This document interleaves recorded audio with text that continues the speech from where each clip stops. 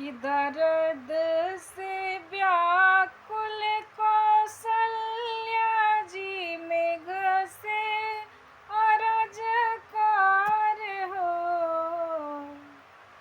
दर्द से व्याकुल कौसल्या जी मेघ से अरज कार हो।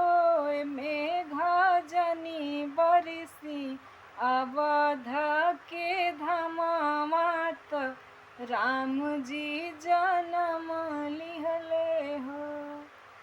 कि मेघ जनी बरसी अवध के धमात राम जी जन्म लिहले हो।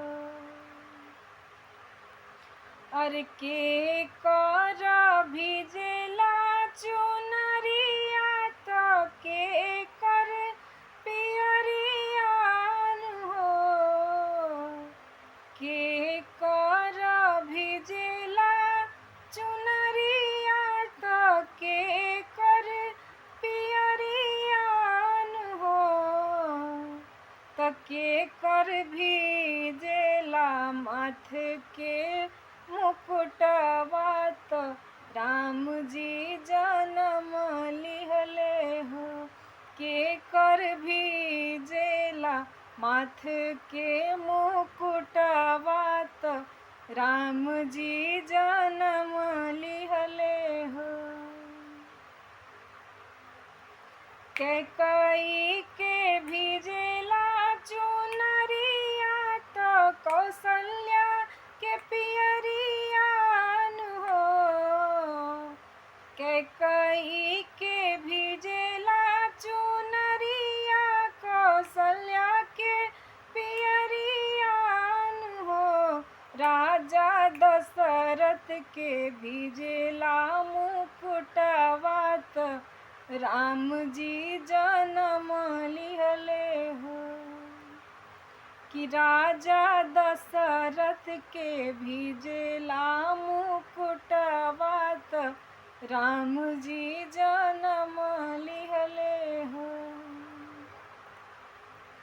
कि भिजते में राजा जी भागेले भगरिन बोलावेले हो। भिजते में राजा जी भागेले भगरिन बोलावेले हो। भगरिन चली चल हमरो आंगनवा तो राम जी जन्म लिहले हो। भगरिन चली चल हमरो आंगनवा तो राम जी जन्म लिहले हो।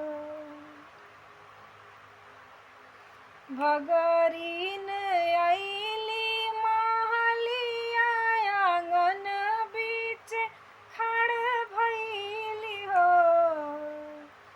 भगरिन अइली महलिया आंगन बीच खड़ भइली हो।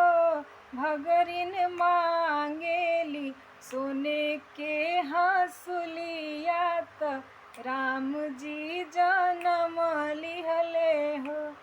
भगरिन मांगेली सोने के हंसुलिया तो राम जी जन्म लिहले हो।